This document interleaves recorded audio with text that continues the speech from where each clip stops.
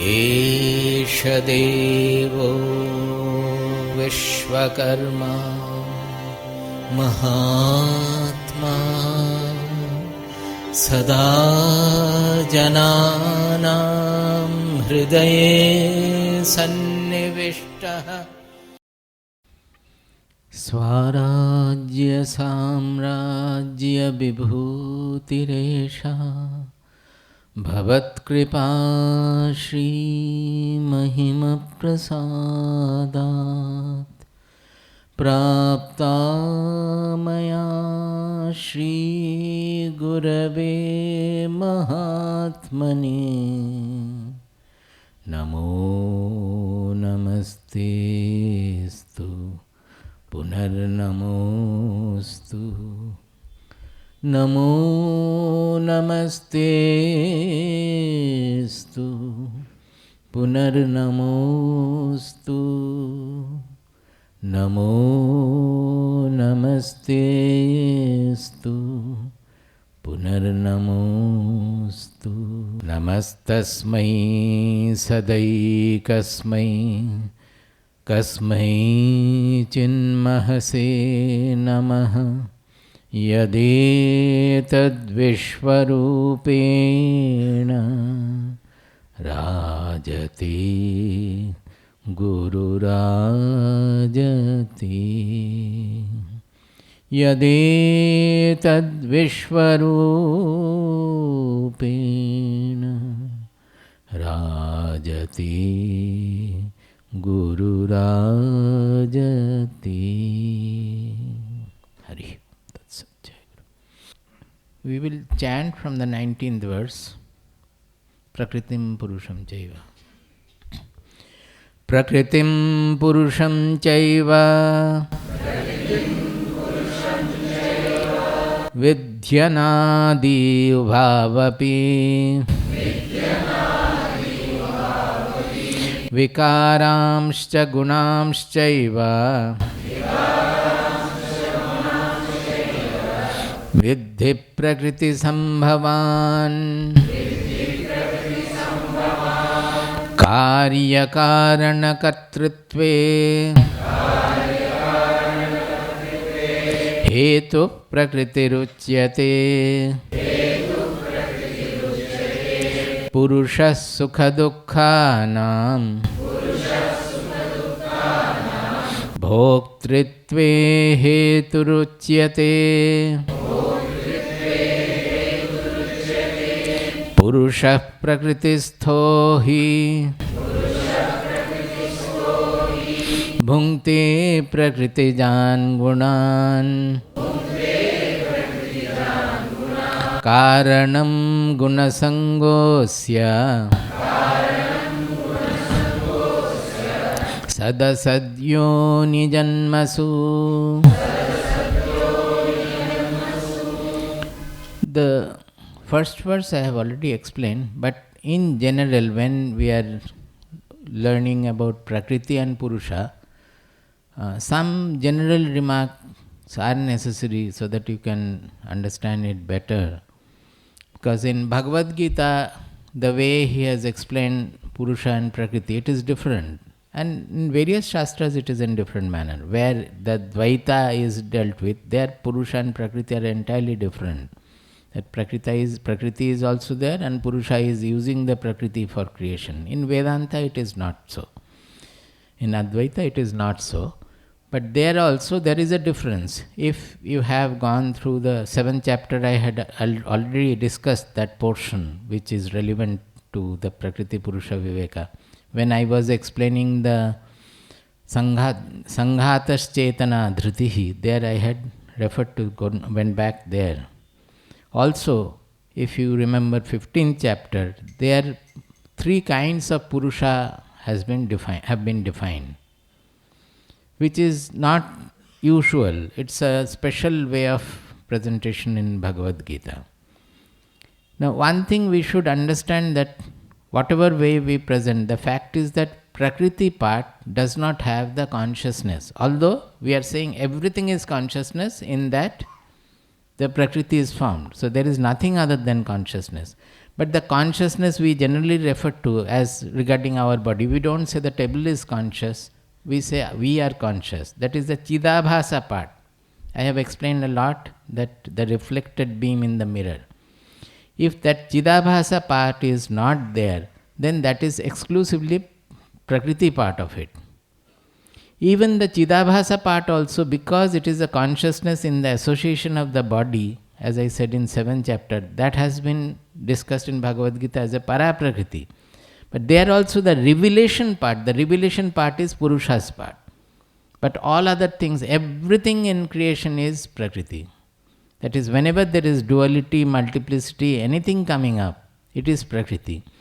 But alone Prakriti has no meaning, because unless there is a conscious perception of the Prakriti, conscious revelation of the Prakriti, then Prakriti will not be known. Also, if there is no Prakriti, then the consciousness will not be known. The consciousness we are coming to know only because there is world, only because we are there. Otherwise, the consciousness also becomes meaningless. So, when we are talking about Srishti, whatever, whether it is a table or a human being or an animal or whatever difference, that duality we discuss in the Srishti, it is always a mixture of kshetra and kshetrajna, that is Purusha and Prakriti. That we should remember. Without that, we cannot talk about anything. If there is only Prakriti, it will never be known.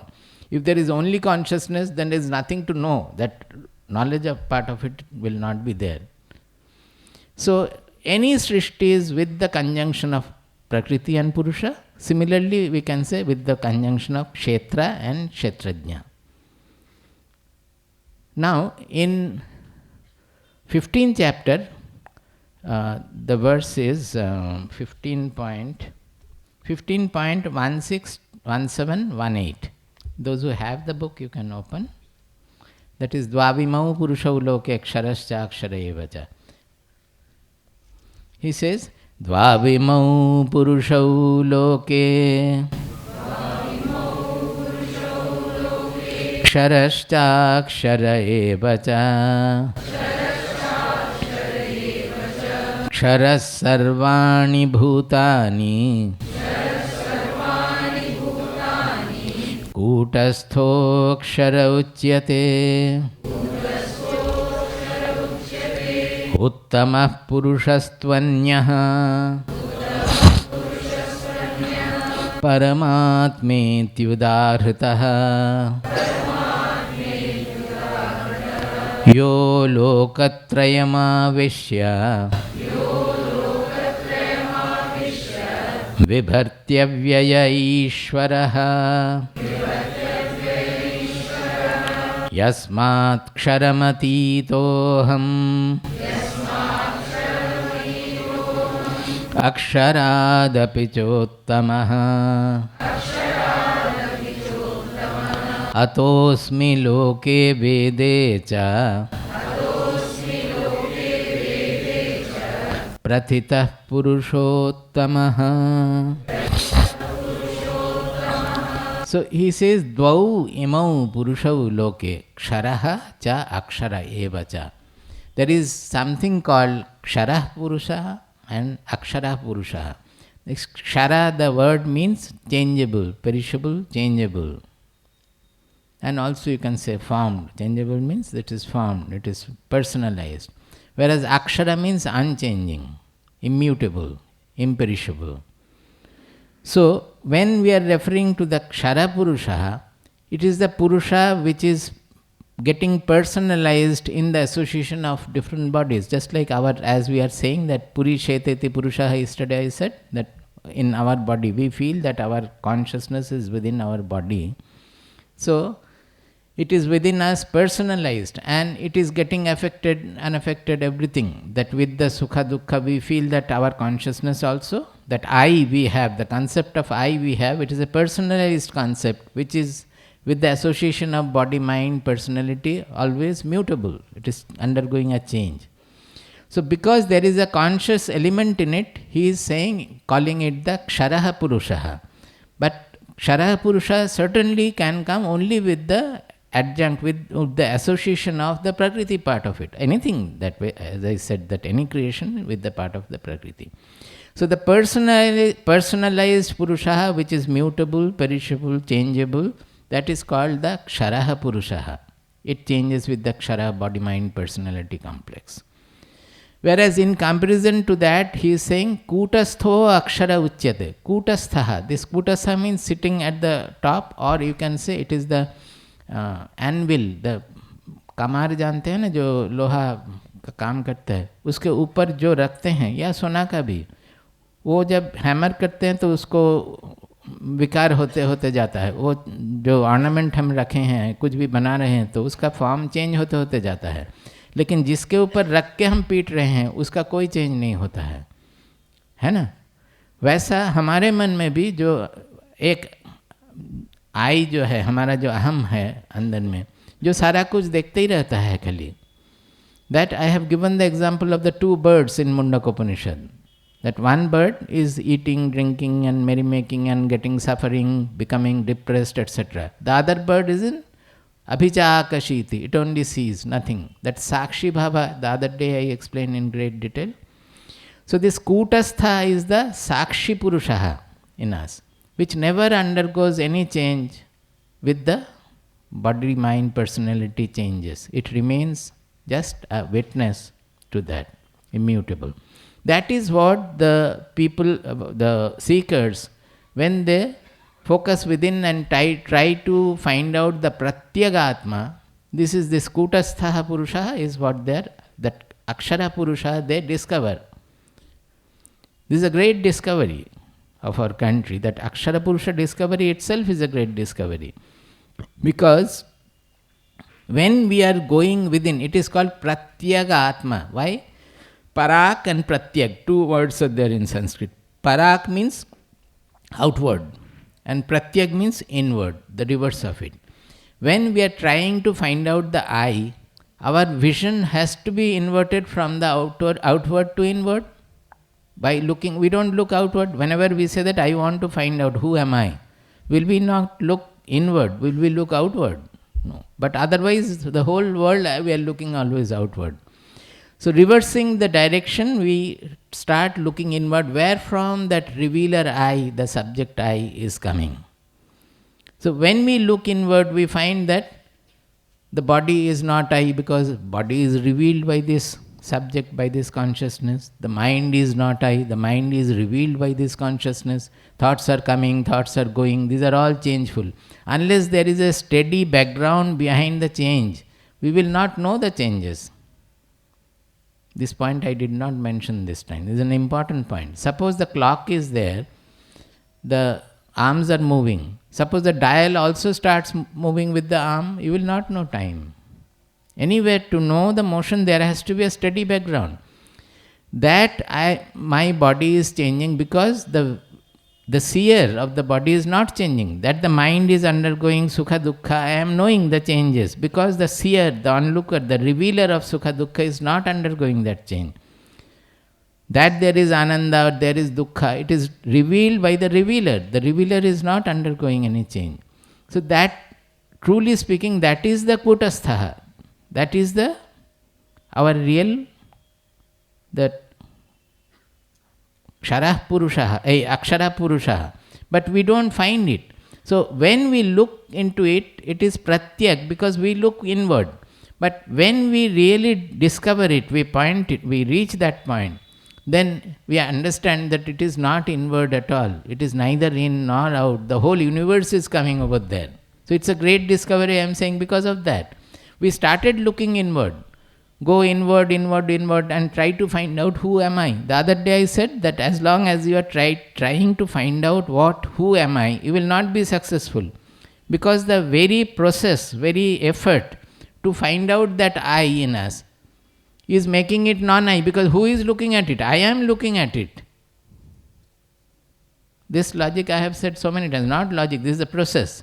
That I am trying to find out myself. If I try to, even inward also, we try to find out where is that I, we will never get that I, because I am who is looking at. Do you get my point? The very effort is making that subject object, but it can never happen.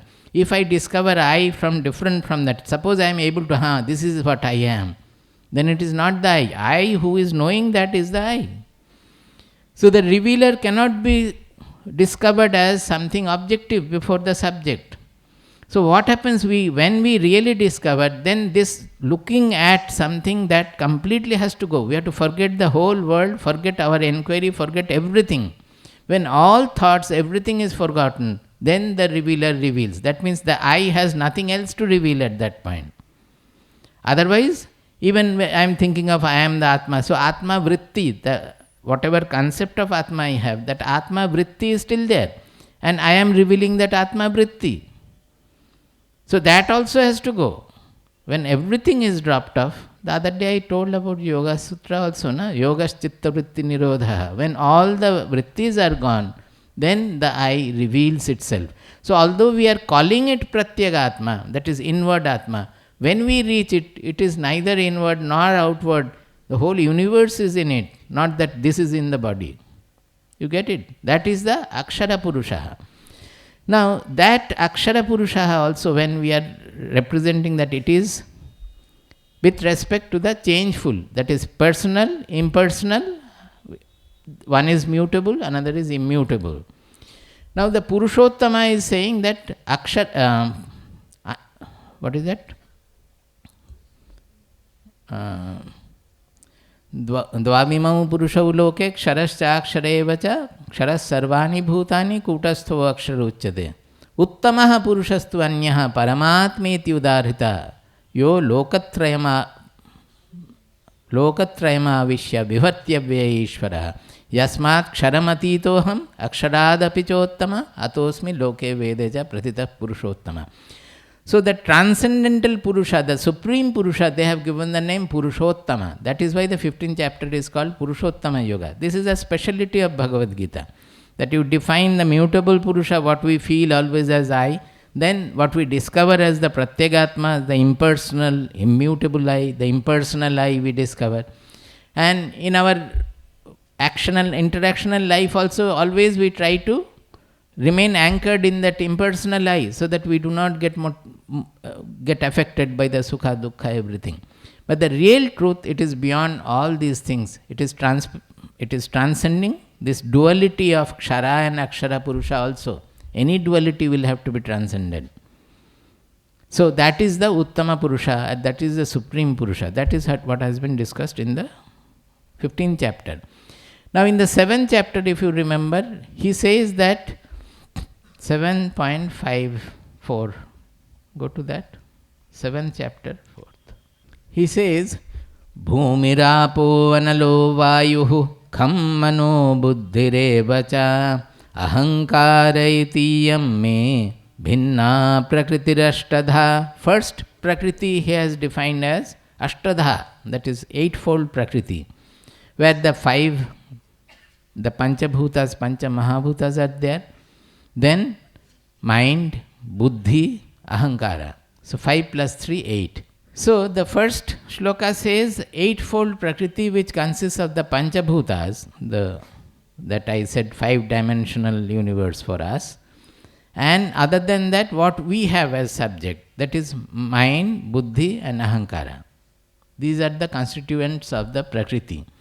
But then he said, this Prakriti is my apara Prakriti. This is my inferior Prakriti. Why? Because in this, the consciousness is not seen. Mind also, remember that, mind also is taken as, they have taken it as kshetra, that means the Prakriti. Here also mind part is Prakriti. So it is akin to your brain and all, that you can easily understand. Now that mind gets associated with the revealer and it becomes the mind we feel. The Prakriti mind, when the revealer comes in, then it becomes. But this is the inferior Prakriti, whatever they have said, the eightfold Prakriti. He said, this is apara Prakriti. Tu anyam Prakritim viddhi me param Prakritim viddhi. You know about my para Prakriti. That means Prakriti also here, it's a speciality of Bhagavad Gita. Generally you will not find it like this. Prakriti also defining as apara and para. And why, we have to understand why he is calling the other as Paraprakriti. There must be some meaning. He is giving it more importance. What is the Paraprakriti? Jiva bhutam mahabaho yayedam dharyate jagat. by which the universal consciousness is becoming fragmented consciousness, jiva. See, the whole universe appearing, as I so many times said, that actually what we are interacting with, what we are knowing, is the universe as it appears in our mind, in our consciousness. Is it not so? The external universe, external, internal, whatever we may say, unless it appears in our consciousness, we will not know it. So, how is this universe appearing? It is appearing because of our jiva bhuta, the consciousness, that chidabhasa, that in the buddhi mirror, that consciousness is reflected, and in that it is appearing to be. So, unless this jiva bhuta, that becoming the jiva is actually jaidam dhariyate jagat, the whole universe is held by that jiva. Are you able to appreciate? Because it is the internal universe that we talk about. Maybe it is there outside, inside, whatever. The whole perception has to take place in the consciousness. And that is what we are perceiving. And that is held by whom? By our personalized concept, the jiva. So he said that this personalized consciousness is also a duality and fragmentation from the Supreme Truth. So that is also part of the Prakriti, but it is the Paraprakriti. Now that jiva, at which the same in the 13th chapter when they discuss the kshetra, in the kshetra they have called the same thing as Sanghatas Chetana. This I explained in great detail. Sanghatas Chetana means the consciousness we feel as manifest in the body-mind personality. That is in the buddhi, the reflection of the real chit, the real light. Chidabhasa, as we are saying. So that also is part of the Prakriti. That is why in the 13th chapter they have put it as part of Kshetra. Sanghatas Chetana is also Kshetra. So it is not the real Chit, it is also a reflection of the Chit. So these are all taking place with the association of body-mind complex also. As say that wave is there. When there are thousands of waves, we see thousands of suns reflected in that. But they are all basically because of the wave, those suns are seen. Actual sun is somewhere else, or moon, that is somewhere else. The wave formation is responsible for seeing those reflections. Like that, the jiva bhutam is the jiva bhutam, that jiva expression through the personalized consciousness, through that Akshara Purusha, is responsible for the whole world appearing in that the consciousness. You have to think. If you are finding it difficult, you have to think and resolve. I am trying to make it as easy as possible because these explanations you will not get. When you read the book, you will not think also so much. What is Prakriti? What is it? But these are the differences, and Bhagavad Gita makes it very clear. And it is a little quite different from other places also. The idea of mithyatva and the maya, etc., Bhagavad Gita presents in a much more realistic manner. It is easier for us to grasp the truth. So, this is what he said is the Prakriti. I said that Kshetra or Prakriti, Aparaprakriti, Paraprakriti and Kshetra. These are all under the Prakriti. And Purusha, I said that Akshara Purusha, when that consciousness is manifest through the body-mind personality, the consciousness we feel is the mutable consciousness, personalized consciousness. When the same consciousness we feel as the Pratyagatma remaining immutable, which is a Sakshi to everything that is happening in our personality, that Purusha is called Akshara Purusha.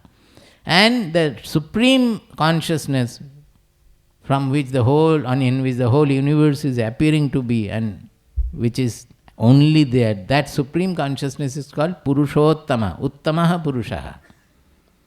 So this is the whole description of Prakriti and Purusha. If you remember, then it will help you to understand anywhere where you go. I mean, any chapter you read, it will be helpful. Now, he says that in the 20th verse you go, which we had not done yesterday. See, in this you will remember that the computer, suppose computer is improving every day, So much of complication, it does so many things. It can do more than a human being can do. Suppose we go on improving it. It will do more than a human being does. But poor fellow, he does not know what he does. He does not have the revealer. He does not have the Purusha part in it. That Kshara Purusha or Akshara Purusha is not manifest through that material.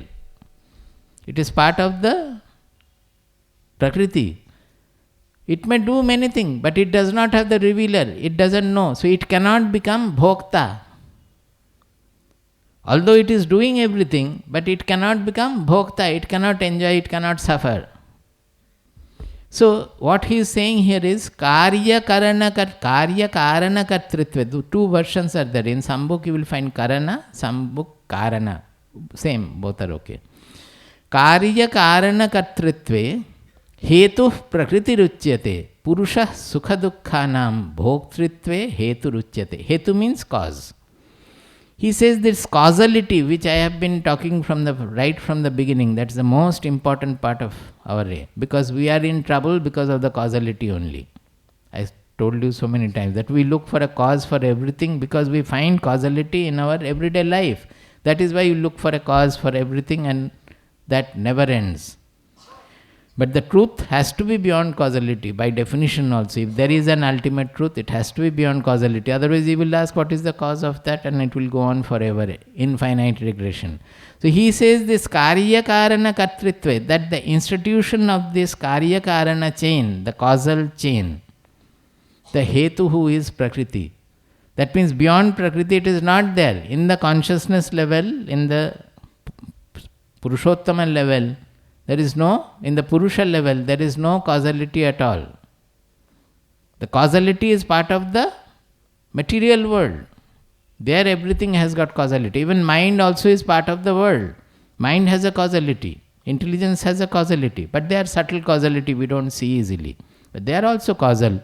If you do something wrong, you suffer. It is causal. If you do something good, you feel happy. These are all causal. So everything is undergoing, in Srishti, everything undergoes causality. But the Purusha consciousness, the revealer of the causality, never has any causality there. So Karya Karana Kartritve Hetu Prakriti Ruchyate. The cause of this Karya Karana, the causal chain, is Prakriti. Whereas Purusha is Sukha Dukkhanam Bhoktritve Hetu Ruchyate. That is Sukha Dukkha, that Bhoga. As I said, that computer does not, it cannot enjoy Sukha or cannot suffer Dukkha. But Purusha can. It is because of the Purusha element that we are, of course, it is with the conjunction of the Prakriti, okay. But the Bhokta part is actually belonging to the Purusha, because without the Purusha there cannot be any Bhoga at all. Because revealer part is not there. It will not reveal anything happening. And there, because of the Ragadvesha element, we are binding ourselves with the Bhoga and getting depressed and getting elated. Whereas for the knower, that Ragadvesha part not being there, his body-mind personality undergoes everything, but he remains in that Akshara Purusha Bhava, that in that immutable, impersonal level. That is the difference. He can easily take to the impersonal level, which we are not. We are always affected by the personal things. This we should understand. So, Karya Karana Kartritve Hetu Prakriti Ruchyate Purusha Sukha Dukkhanam Bhoktritve Hetu Ruchyate. Purusha Prakristho hi Bhunkte Prakritijan Gunan. See, this is what I was telling, that Purusha, how it is enjoying and suffering? Prakritistha. That means getting into the Prakriti. Without the Prakriti, Purusha will not have any enjoyment or anything at all. Prakritistho hi bhunkte prakritijan gunan. And what is it suffering and enjoying? The gunas of the Prakriti. Prakriti is made of three gunas, the sattva, rajas, tamas, and with that everything, all the miracle is happening, whatever the whole world, appearance of the whole world, whatever is taking place. That bhunkte prakritijan gunan, that they are all, the gunas are all from the Prakriti. So without the Prakriti, there is no question of any bhoga for the Purusha also.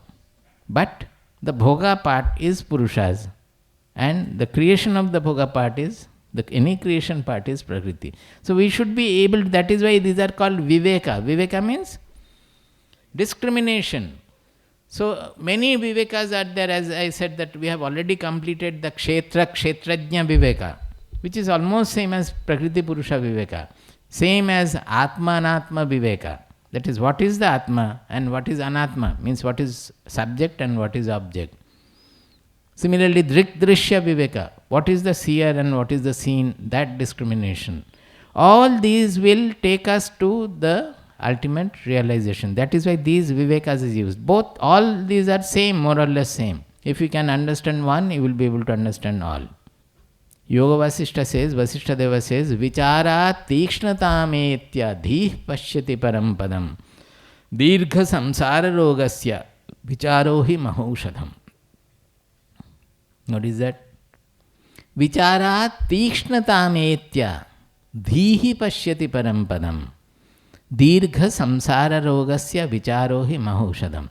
Because this Dirgha Samsara Roga, the Samsara means Samyak Sarati iti Samsara. The Samsara word has come from Samyak Sarati. Sarati means drifting. The whole creation, the universe, everything, the life, it is based on drifting. Without this drifting, no creation can take place. Creation, the fundamental basis of creation is changefulness. Changefulness means drifting. So the whole samsara is drifting. It is, foundation is on, without drifting it cannot take place. The manifestation will not be there. Foundation is on sarati, drifting. But here, remaining in that samsara, we all try to hold on to our property, hold on to the husband, hold on to the wife, hold on to the child, that this child will look after me when I become old. We are holding on. But actually the basis of samsara is drifting, drifting, drifting. So, Dirgha Samsara Roga, this is the Roga we are suffering from, disease. Vasishta Deva tells Rama that this is the Roga, the whole world, the whole humankind, the mankind, they are suffering from this Dirgha Roga. It is unending, right from the beginning it has been there. This Samsara Roga. Dirgha Samsara Rogasya Vicharohi Mahaushadam. That Mahaushada for that is Vichara. What is Vichara? Introspection, this Viveka, etc. He says, Vichara Tikshnatamethya Dhih Pashyati Param Padam. What does it happen? What is happening when we undertake these discriminations, these things? Then through that, it is not that we understand the Atma and that is the truth. No. We are thinking that by understanding this logic and philosophy, we have known the truth, known the Atma or the Brahman. No, it is not like that. That is a concept Brahman. But what is happening is that by this process that we are subjecting our mind, intelligence, emotion to this process of Vichara. By that the mind, emotion, intelligence, they are undergoing a transformation. They are becoming subtler, purer, refined, more refined, like that. The very element is undergoing a process, undergoing a transformation. And by this transformation, the truth shines in them. It is always shining, but it is not able to see because of the impurity. It is not able to grasp it. But when the mind, intelligence, emotion complex, the whole body-mind personality complex undergoes a transformation, this pursuit of the Vichara, he says, Dhihi Tikshnatamethya. That means the Dhi, the Buddhi, the basic element of understanding, revealing, that becomes sharp and subtle and pure. Then it is able to Pashyati Parampadam. It is able to see the ultimate truth, which we are, our real identity is. It shines by itself. So it is not that through Vichara we are coming to know the truth as we do in physics, chemistry, mathematics, that after analysis we have known that this is the particle which is causing all these things. It's a knowledge. It's not like that. Here the Vichara process is transforming our being. It is not that you have known the Atma and ho gaya. Nahin, kuch nahi hoga. वो वहीं पे रहेगा. We have, the process of this analysis will transform our whole being so that the truth shines in us. That is the technology here. And that is the only Mahaushadha for Dirgha Samsara Roga. Otherwise, we may listen to a very good lecture and feel very blessed. When you go back, the Dirgha Samsara will be again with you. Again you will be in the same trouble. You may listen to very good bhajan, and for a second or so you may have some vision of the Ishtadeva and all. We may have God vision also. But going back to your interactions, again you will fight, again we will blame, again we will quarrel. Everything will be the same.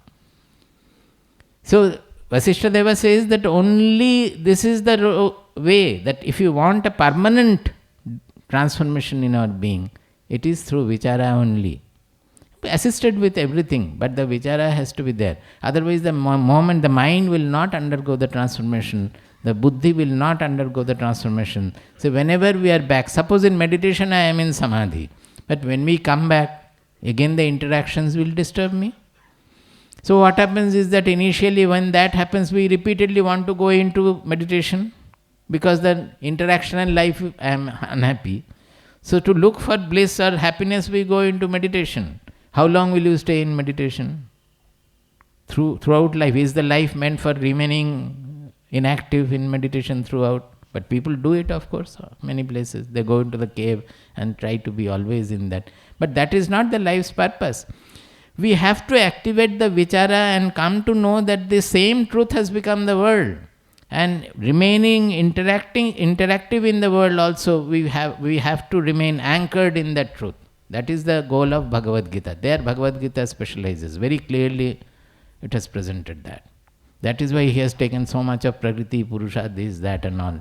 To say that it is not to run away from the world and be in touch with the divine, but it is to divinize the life here in this world. Initially you may need the touch of the Nirguna Brahma going into Samadhi. But thereafter you have to understand that that Brahman or that consciousness has become the whole world. The whole world, its grossness, its criminality, its subtlety, its goodness, everything is written on that consciousness. And while interacting in the world also, we cannot but be aware of that. If we are not able to be aware of that, we will be in the same soup. This is the fundamental position of Bhagavad Gita. So he says that the Purusha is Prakritijan Gunan. Whatever is created by the Prakriti, that it is enjoying or suffering by remaining inside the Prakriti. That is getting associated. Let us say the better word will be the associated with the Prakriti and the Srishti, etc. It is undertaking the suffering and enjoyment. Karanam gunasangosya sadasad yoni janmasu. This various good and bad womb, that means various kinds of birth, good birth, bad birth, everything is taking place because of the Purusha getting associated with the gunas. Somebody is born as bad, somebody is born as good. It is because of the Purusha getting associated with the guna which is bad or guna which is good. It is the association of the guna. That is the karana for good and bad birth. Now he speaks about giving us inspiration and encouragement. Upadrashtanumanta cha bhatta bhokta Maheshwara Paramatmeti chapyukto Dehesmin Purushah Paraha. He says that he is the Maheshwara, that's the controller of everything, the whole universe. Because the whole universe is appearing in him. He is Maheshwara. He is the Bharta. Bharta means he is the support, he is the refuge, he is the Bharta. That because nothing will take place unless it appears in the consciousness. No existence, nothing. Bhokta. At the same time it is also Bhokta. But whenever they are saying it is Bhokta, we have to remember it is Ragadvesha Mukta Bhokta, not Ragadvesha Yukta Bhokta. We are all Ragadvesha Yukta Bhokta. And here it is Ragadvesha Mukta Bhokta. If he gets into Ragadvesha, then he will not be able to become Maheshwara. He will become Chinna Ishvara. Chinnana, sorry, I am using Tamil or Malayalam. Chota Ishvara. So, he is Upadrashta Anumantacha. Upadrashta, not Drashta. Drashta means seer. Upadrashta means not even having that personalized seeing, that kind of a thing. It is Upadrashta. Upa means paas mein hai. As I said that the two birds, one is Bhokta, the other is, he is not Bhokta. Abhicha Akashiti, it only sees. Like that, Upadrashta means not a full drashta. It is not reacting to what he is seeing. He is just seeing. His bhoga is also like that. It is upabhokta. It is not fully bhokta. They have used bhokta. That means he does not react to the bhoga. He takes in, he knows everything, he is enjoying, but he will not react to the bhoga. We are reacting to the bhoga out of our ragadvesha. So if that is not there, then we are free. We are not caught in the trap. Upadrashta, Anumantacha, it is with his permission everything is happening. Why? Because it's a figurative expression. Unless he permits, nothing will happen. That is why we say that you don't have the right to blame anybody, even a criminal, the worst kind of criminal, because he is born on this earth, he has every right to be on the earth, on earth. Otherwise, Srishti would not have made him. So unless his Anumanta, unless his permission is there, nothing will happen in the world. Even the Surya is radiating with his permission. Although Kathopanishad says, Bhayat tapati agnihi, that is as if by fear of this truth, the Surya is radiating, the Chandra is shedding its cool, the clouds are coming and shedding the rain. All is by its fear. So when I was reading, I thought that what is this? Why are they trying to create fear? The Shastras are supposed to make us, give us abhaya. They should make us fearless. Why bhayat tapati agnihi and all that in Kathopanishad? It was a little tricky. Then I understood that they are saying, because after that what they are saying? They are saying that you have taken refuge in him, by whose fear even the sun is radiating and the earth is moving around and the galaxies are getting born. All these things are happening by his fear, and he is right within you as you are. So what do you fear? Just the opposite, to make you fearless that he is you, or you have taken refuge in him, both way. But he is what you are. So there is no question of any fear from anything. Even if there is a nuclear explosion, the body, mind, everything will go. Let them go. What is there? They say that a knower will not be surprised if one day he finds all the sea and oceans have become dried. It can happen. What is there? Anything can happen in creation. He is ready to accept everything. He will not be surprised also. So, upadrashtanumantacha bhatta bhokta maheshwaraha paramatmeti chapyukto. That is, he is called the Paramatma. He is called the Paramatma. But dehe asmin dehe purusha paraha. He is the Param Purusha in asmin dehe, in our this small body, what we are thinking. There lies the Maheshwaraha. Will he not? This whole universe about which we have the feeling of greatness, where is that feeling of greatness? It is in us. So where is the great? We are making ourselves small and the great is outside. That is our trouble.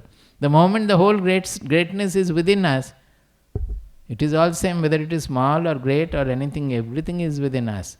So he, by saying that he is Upadrashta, Anumanta, Bharta, Bhokta, Maheshwaraha, and he is called the Paramatma, but he is the Param Purusha in this body itself. So we can also become like that. We are like that, not can become. We are like that, we have to know. So why should we get subdued by somebody telling something, or losing a job here, not getting a promotion, and not having a proper habitat? This is the idea. Ya evam vetti purusham prakritim cha gunais saha sarvatha vartamanopi न स भूयो भिजायते य एवं वेत्ति पुरुषं प्रकृतिं च गुणैः सह सर्वथा वर्तमानोऽपि न स भूयो भिजायते. He says, ya evam vetti purusham. That is, he has discussed the Purusha and Prakriti. Now he is saying, one who knows this Purusha and the Prakriti like this, Prakritim cha gunais saha. Prakriti is made of all the gunas. Now this gunais saha, knowing the Prakriti, you have to go to 14th chapter, which I had taken up last year. All the three gunas, how they are operating in the world and in particularly in our personality. That is the more important point. The whole world is in our personality. So we have to know the three guna effects, how they are binding us. The tamoguna is binding us in one manner, the rajoguna is binding us in another manner, and sattvaguna also is binding us. Everything is limiting and binding. We have to go beyond all the three. So you cannot say that, oh, I am tamoguni. If sattvaguna also binds us, let me become gunatita from tamoguni itself. It won't happen. Tamoguna, if you are under the clutch of tamoguna, from there becoming gunatita is difficult. Not difficult, impossible. Because tamoguna characteristics are such that it will not allow you to become. So you have to cultivate rajoguna to some extent to get away from the inertia of the tamoguna, and you have to cultivate the sattvaguna to get away from the ignorance of the tamoguna. Since tamoguna has got two. One is andhakara, ignorance, darkness. Another is inertia, idleness. So as inertia, it is against the rajoguna. Rajoguna is activity and tamoguna is non-activity. And being darkness or ignorance, it is against the sattvaguna, because sattvaguna is enlightenment and tamoguna is ignorance. So tamoguna is opposing both rajoguna and sattvaguna. So to get rid of the tamoguna bondage, we have to cultivate rajoguna and sattvaguna. Then to win over the rajoguna, we have to cultivate further sattvaguna. Because rajoguna is fragmentation, everywhere selfish, desire-motivated activity, narrow vision, constricted mind. And sattvaguna is universal, all-expansive, sarva bhuteshu yenaikam bhavam abhyam ikshate, everywhere the same, unity in diversity. So by cultivating then sattvaguna, we will get over the fragmentation created by the rajoguna. So we will become extremely sattvic, that will then bind by what? Sukha sangena badnati jnana sangena chanagha. It will bind by sukha sangha and jnana sangha. Now what is sukha sangha? It will be sattvika sukha. It will not be tamasika sukha or rajasika sukha. Because you have already become sattvika then. So you have to know then what is the sattva sukha, sattvika sukha. Similarly, jnana will be sattvika jnana. You have already become sattvic. So it is not the tamasika jnana or rajasika jnana. It will be sattvika jnana. Both will bind. A sattvaguni person will only like to read, research, do research, write and all that. And be always very quiet and very... he would not like to quarrel with others. He will not be able to scold others even. So it's a very, almost like a deer-like life. He will be. So it's a real problem, because in living in the world like that, so if you become extreme sattvic, the sensitivity will be so much that either you commit suicide or you become gunatita. So the option is there is no option, you have to become gunatita. Otherwise you have to commit suicide. Because it's a very sensitive personality which will tremble at every himsa seen around, every hurting tendencies of mind, etc. It will not be able to withstand. So it has to become gunatita to withstand the world. So this is the prakritim cha gunais saha. We have to know the prakriti, that is from the 14th chapter. We have to know how the gunas are binding us and how to get rid of them to become gunatita. And the Purusha and Prakriti, as we have seen here, all this who knows, ya evam vetti purusham, prakritim cha gunais saha sarvatha vartamanopi. In whatever condition, wherever he is, nasa bhuyo bhijayate. There is no rebirth for him. That means there is no causality for him. There is no, because he identifies himself with the imperishable, with the permanent, with the immortality. Now the moment sarvatha vartamanopi has come, you can go to 6.31. There he has said something sarvatha vartamanopi. This is the way I have read. I have mentioned here 6.31. So it reminds me, I have to go there and see what I have noted here. 6.31. So he says that Sarva bhuta sthitam yomam bhajati ekatvamasthitaha sarvatha vartamanopi sa yogi mai vartate. See, here he said sarvatha vartamanopi nasa bhuyo bhijayate.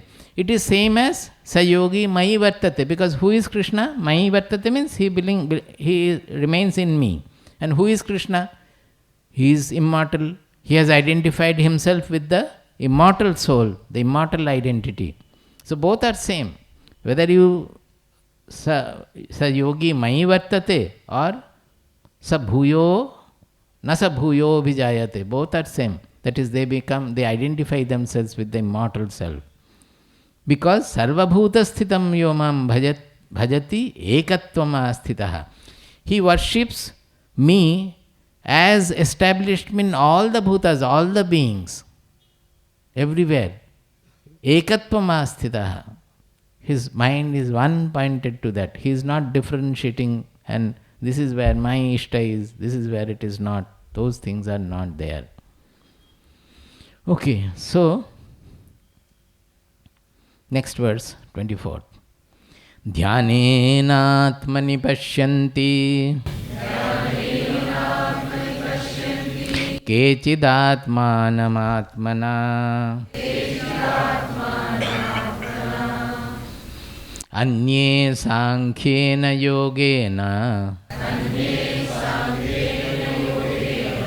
karma yogena chapare. Now he is summarizing the practices, pursuits. He says that dhyanena atmani pashyanti kechid atmanam atmana. Dhyanena, by meditation, through meditation. Atmani pashyanti kechid atmanam atmana. Kechid pashyanti. That means some people, they see. What do they see? Atmanam pashyanti. They see the Atma. By what will they see the Atma? Atmana. By Atma only. Atma, if it is seen by something else, then that seer is the Atma. This is not the Atma. This is what I have been trying to din in your head. Atma cannot be seen by anything else. If then anything else becomes the Atma, and that which is seen becomes an object before it. So naturally he has used dhyanena kechit pashyanti. Kim pashyanti? Atmanam pashyanti. He sees the Atmanam, Atma. By what? Atmana pashyanti. By the Atma he sees the Atma. And where does he see the Atma? Atmani, Saptami. In the Atma. Dhyanena kechit pashyanti. By dhyana, by meditation, some people see. What do they see? They see the Atma, by the Atma, in the Atma, because in that there is nothing else other than Atma. Not in his body, not in his personal. He has not said that he sees the Atma within his body or within his mind. He is very clear about it. He sees the Atma, by the Atma, in the Atma. There is no other second entity to see at all. It is a Advaya. There is no second entity which can be seen also. Anye Sankhyena Yogena. Some others, they pursue with Sankhya. Now this Sankhya again in Bhagavad Gita is different from Kapila Sankhya. In Bhagavad Gita, Sankhya means Jnana Yoga, exclusive Jnana Nishtha, as he has discussed in the second chapter.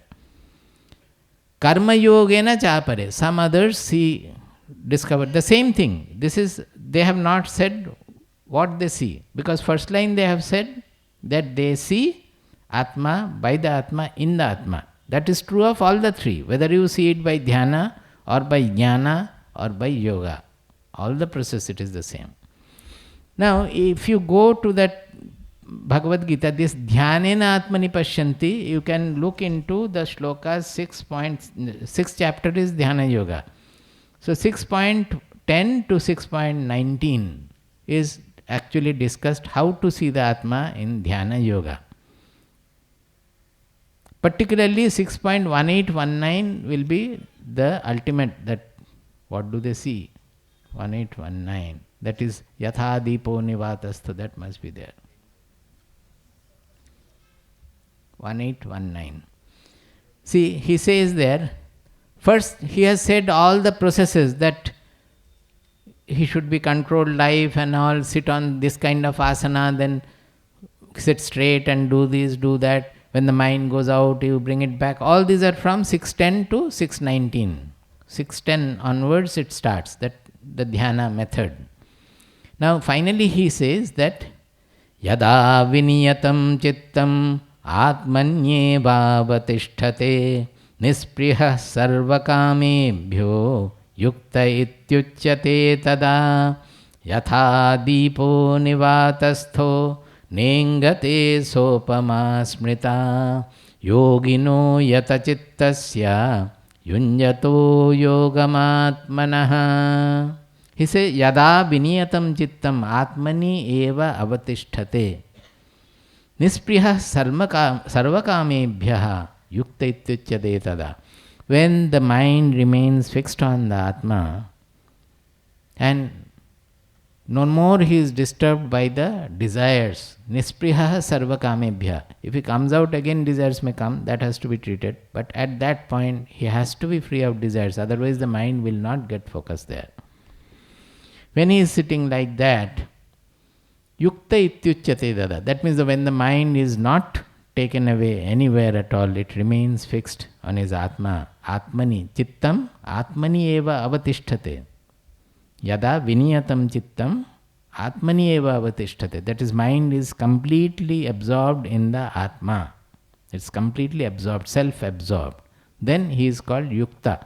As I said, otherwise you will have a different ego. So you are always vijukta. That ego, when it vanishes and you get back to your real identity, that is the yoga. Then he is called yukta. Now how is his state? He says, Yatha deepo nivatastho nengate sopama smita yogino yatachittasya yunjato yogamatmanaha. He says that it is like a flame, a deepa, a flame, burning in a place where there is no wind. It is absolutely steady. That nengate means na ingate. Ingate means flickering. There is no flicker at all. It is absolutely steady. But is it not radiating still? The light? But you don't feel any disturbance there. The light is still radiating. This example is very good. It is not functioning. The flame is absolutely still.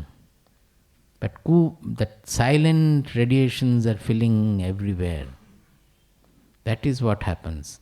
The Kathopanishad shloka I have told you that Yada panchavatishtante jnanani manasasaha buddhischana vicheshtate tamahu paramam gatim. That is called the supreme state, which Yada panchavatishtante jnanani manasasaha buddhischana vicheshtate.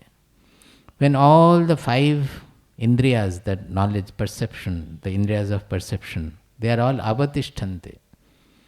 That means they are not sleeping. In deep sleep, also you are in the lap of the soul, but you never come to know because the indriyas are all sleeping. The mind is sleeping, the buddhi is sleeping. In this case, all are non-acting but awake, fully awake. Just as you are sitting, the legs, it is not walking, it is there. And it is not sleeping also. If you walk, if you want to walk, you can walk, but it is not walking. Like that, all the sense organs, including the mind, is absolutely functionless. But they are not sleeping, they are fully, they are wakeful. Buddhischana vicheshtate. There is no effort on the part of the buddhi. Oh, is it the self? Gone. self will be gone immediately. No further way that am I in samadhi, am I here, am I there? Nothing. The buddhi, there is no cheshta at all. That means buddhi is also not functioning. But it is not sleeping. That is why they have used the buddhishchana vicheshtati. That it is not struggling, there is no effort on the part of the buddhi. So everything is silent, but everything is awake.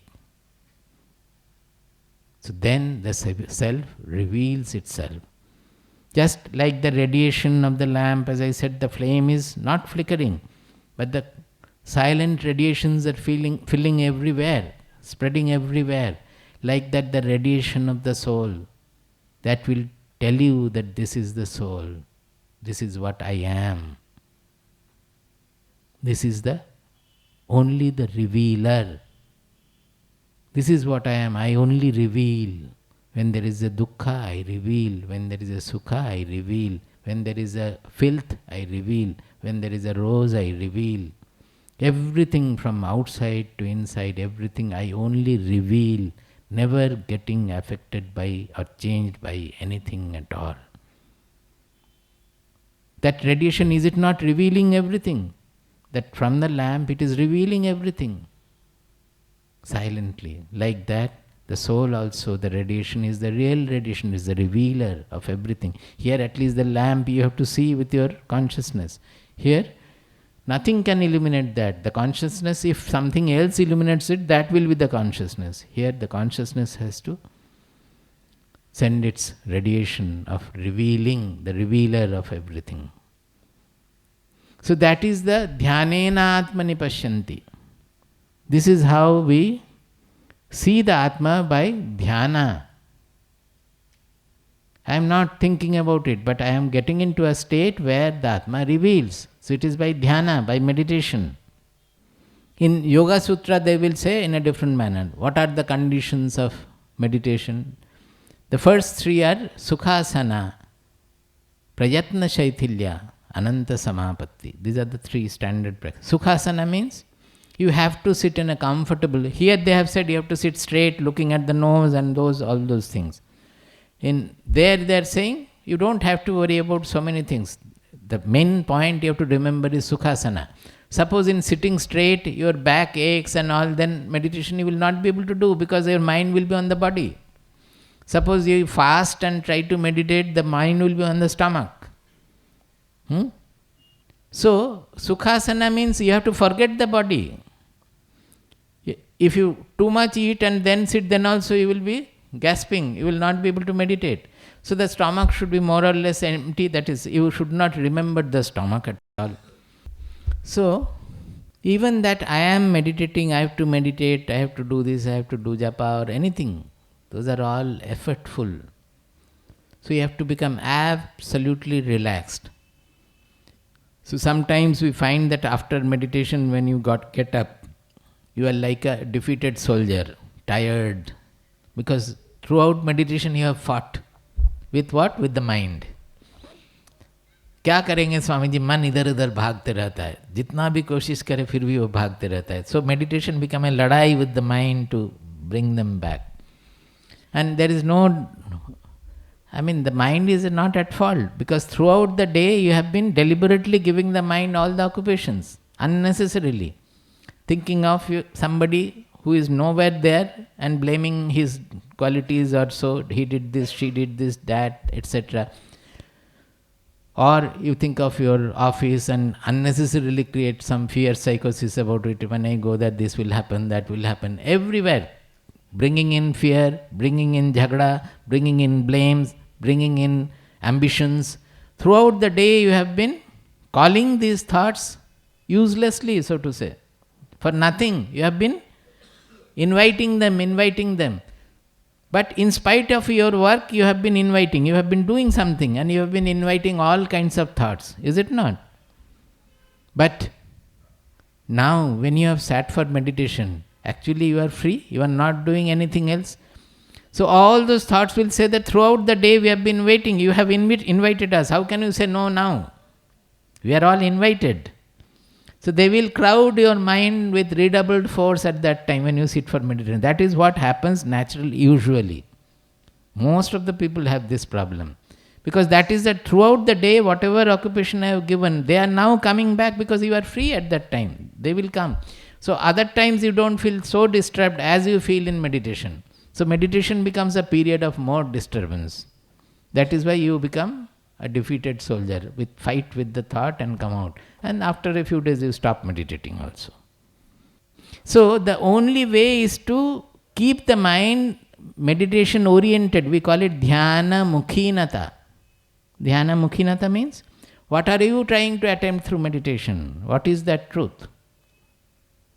That should remain like the headlight, like a cynosure behind your mind, always alive, radiating its light, that this is what I want.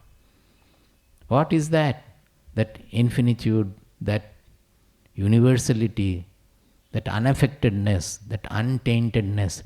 If it remains lit throughout the day in all our activities behind our mind, although we are acting, we are doing anything, but behind the mind, that light remains on throughout the day. Then when you sit for meditation, that becomes the focus. You don't have to meditate. Meditation will grip you. The meditation grips us. We don't have to meditate.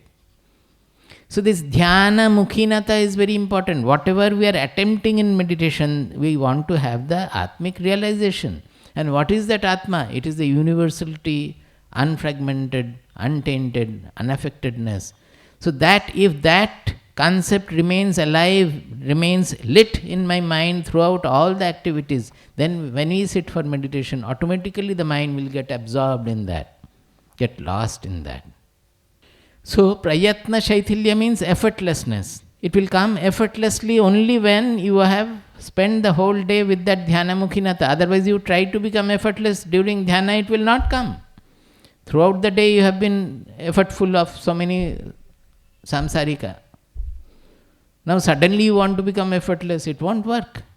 So to be effortless, you have to pursue the Dhyana Mukhinata throughout the day, through all your work, so that when you sit for meditation, automatically you become effortless. Your mind gets dissolved into that. So after Prayatna Shaithilya, they say Ananta Samapatti, Samyak Apatti of what? Ananta, that Ananta, infinitude. That means you get lost in the infinitude. Actually the expression is you bring in infinitude in you. Or other way you can say you get simply lost in the infinitude. Infinitude because we are always keeping small things. Our mind is always limited by small boundaries and everything. That is why we are saying infinitude. Otherwise it is no thought actually. There is no infinitude, no zero, nothing. But to deal with the constrictions of the mind, we have to impinge it with, interact with the infinitude, so that the constrictions are taken away by the interaction with the infinitude and the mind becomes free. That what we have to do is to make the mind free. This is what is meant by Dhyanena Atmani Pashyanti Kechid Atmanam Atmanaha. Anye Sankhyena Yogena. Now Sankhya Yoga from second chapter, you can see 2.11 to 2.39. Those who are making notes, you can make a note. That is where he has said Sankhya Yoga. In 2.39, he has mentioned also that this is what according to the Sankhya. The Sankhya means Upanishad Vidya. It has come from Samyak Khyayate, that means Prakashyate Anena. It is Sankhya. That means which is everywhere, by which everything is revealed. Prakashyate, Khyayate means everything is revealed by that. So what is that truth? That is the subject of the Upanishads. That is why it is called Sankhya here. Sankhya means Kevala Jnana Nishtha here, exclusive knowledge pursuit. That is the Upanishadic knowledge. Kapila Sankhya is different. Anye Sankhyena Yogena, Karma Yogena Chapare. Others, some others through Karma Yoga. What is Karma Yoga? 2.48. Yogasthah kuru karmani sangam tyaktva dhananjaya siddhya siddhyo samo bhutva samatvam yoga uchyate. Samatvam yoga uchyate. There he has said, what is this Karma Yoga? Yogasthah kuru karmani sangam tyaktva dhananjaya. It is when you do actions, leaving the sangha, as I said, not clinging through raga dvesha, then Siddhya siddhyo samo bhutva. You make your mind ready to take to siddhi or asiddhi with the evenness, then every action, all actions become yoga. So we have to remember very well that doing karma is not karma yoga. But doing anything with the yoga attitude is karma yoga. The important point is the yoga attitude and not doing karma. There are many people who does some people are there who will do lot of activity saying that I am given to karma yoga. That means I am not interested in dhyana or I am not interested in knowledge. I am given to karma yoga. He is interested only in karma, not in karma yoga. That has to be understood. By doing karma, it does not become karma yoga. It has to be done with the yoga attitude, then only it will become karma yoga. So here he is clear in that anye to karma yogena. What do? They also see the atmanam, atmana, atmani pashyanti. That is common to all the three.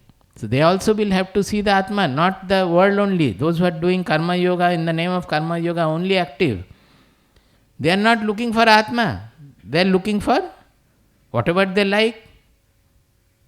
That they are doing. It is the world everywhere, world and world and world alone. That is not karma yoga, that is only karma, motivated by desire, raga, dvesha, nothing else. So if you are making yourself free of the raga, dvesha and doing karma, then it becomes karma yoga. Then he goes about to the next verse where he says, Anni tveva majanantaha shrutvannebhya upasate tepi chati tarantyeva mrityum shruti parayanaha.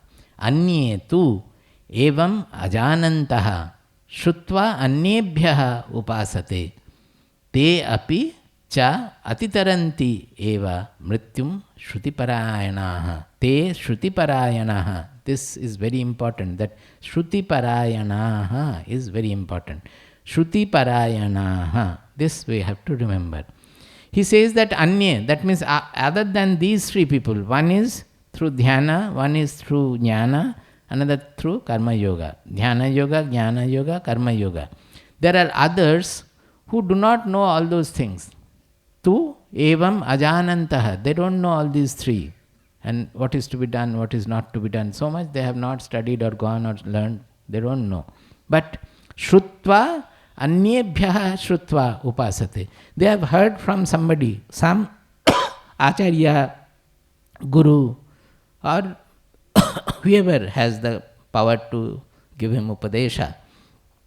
They have told that you do this, from a proper competent person, of course. Anyebhya upasate. Te api cha atitarantyeva mrityum atitarantyeva.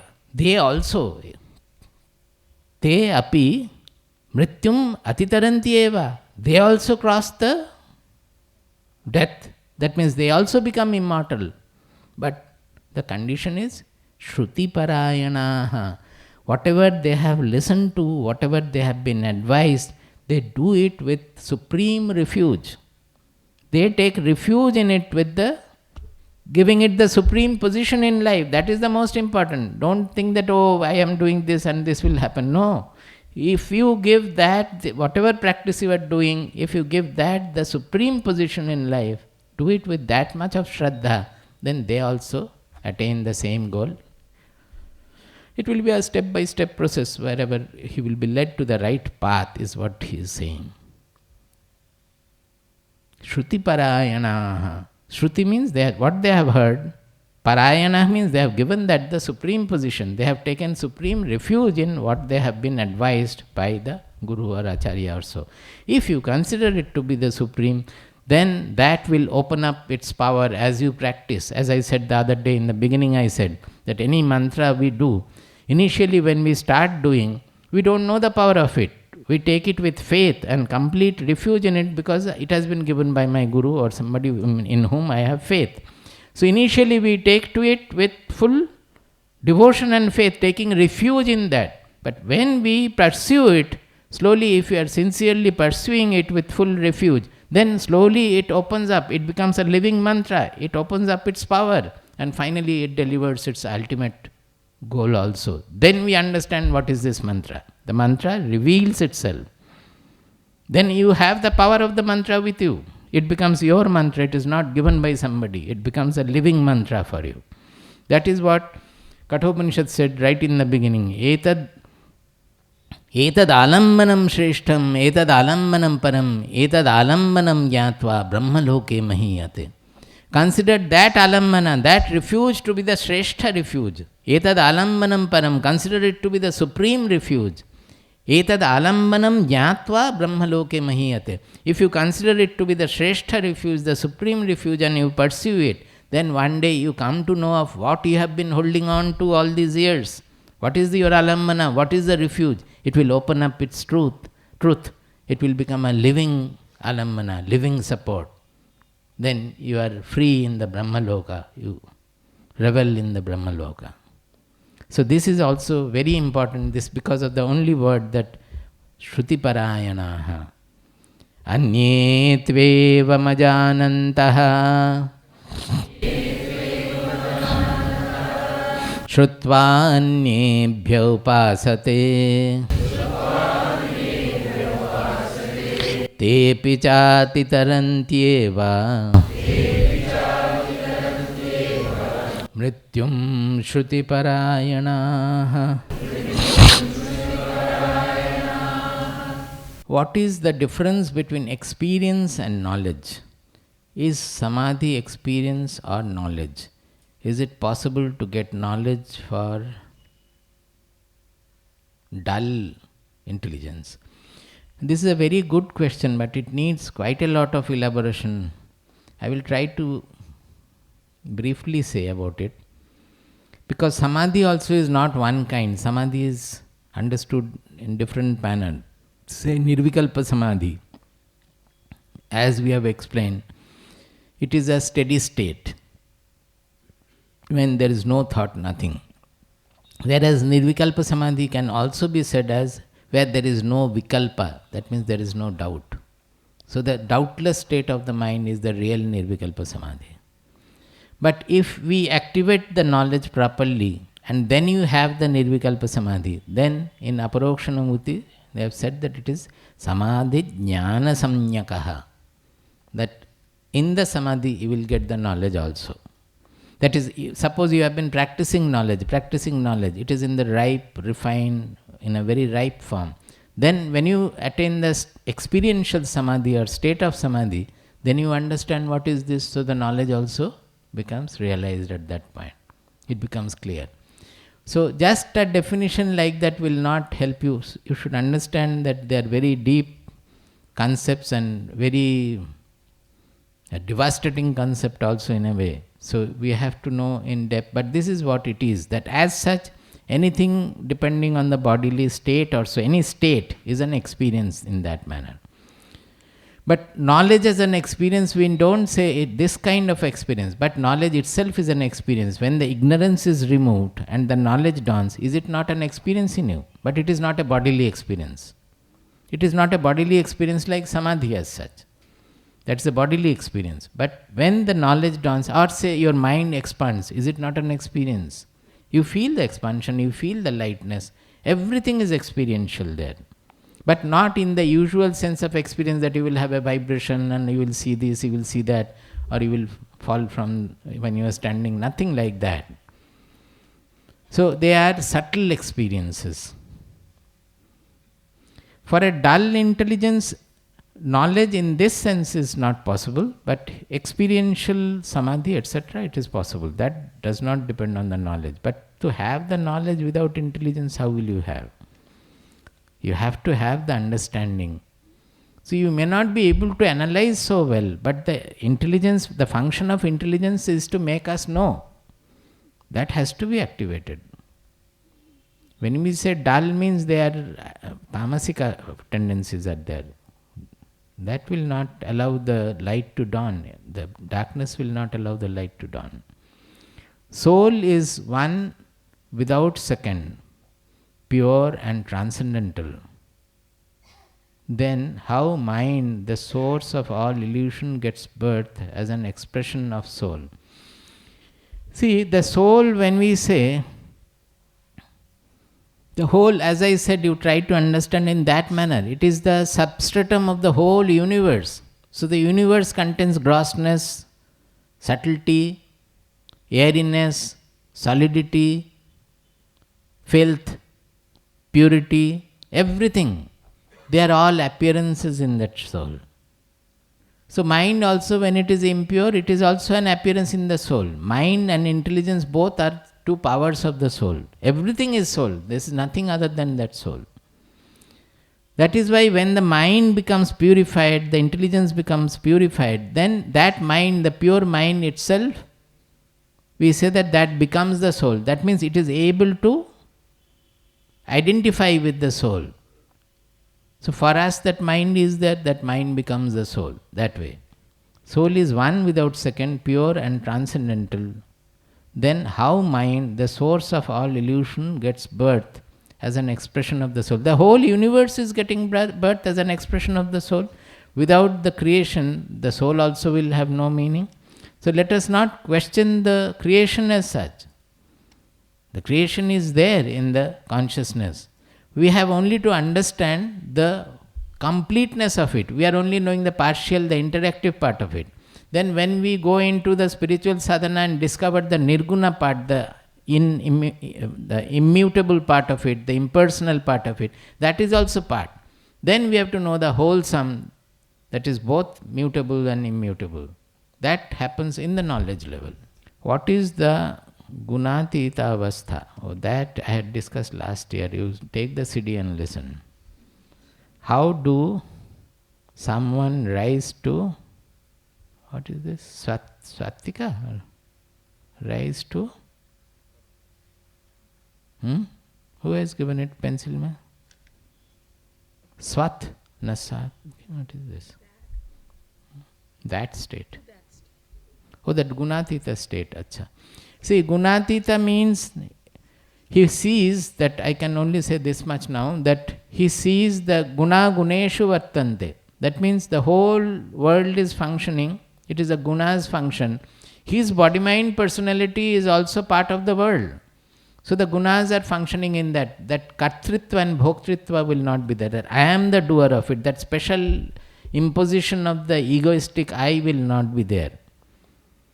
So he will find that, as we said, that tumi jontri, ami jontro, tumi jontri, like that. That that body-mind personality is an instrument through which the nature is functioning. Guna guneshu vartanta, itimatva na sajjate. He will not get clinging to anything at all. In a practical sense, a Gunatita becomes Gunatita by getting rid of the bondages created by Tamoguna, Rajoguna and Sattvaguna. So when we are extremely sattvic and we only like to meditate and read the Shastras, explain the Shastras, write about it and all, and that gives lot of joy and knowledge and whatnot, to get rid of that bondage becomes a real problem. But unless we are able to get rid of that bondage, we will not be able to become Gunatita. So that is the last hurdle on the path of becoming Gunatita for a Sattvaguni. So when we are free of all the bondages, then that is called a Gunatita. He finds that there is no nanya gunebhya kartaram yada drashtaram anupashyati. Gunebhyascha param vetti madbhavam. What is that? 14th chapter. See, what is that? Nanyam gunebhyah kartaram yada drashtanupashyati gunebhyascha param vetti madbhavam sodhigachyati. He finds that normally we posit a karta other than the guna functioning. That karta means the ego. We are positing an ego which is doing, I am doing this, I have done this. We feel sinfulness about I have done something wrong. We feel great about I have done some punya, etc. This karta is an imposition. So he says that he does not see any such karta other than the gunas. The gunas are the kartas, they are doing everything, There is no karta other than that. Gunebhyascha param vetti. He realizes the supreme consciousness which is untouched by the gunas. Madbhavam sodhigachyati. He becomes the Gunatita, he attains my bhava, is said. Prabuddham vimuktam vikaradihinam Prasannam sada nitya bodhasvarupam param nishchalam nirgunam sarvarupam bhajeham sadanusmarami pranami प्रबुद्धं विमुक्तं विकारादिहीनं प्रसन्नं सदा नित्यबोधस्वरूपं परं निश्चलं निर्गुणं सर्वरूपं भजेऽहं सदानुस्मरामि प्रणमामि।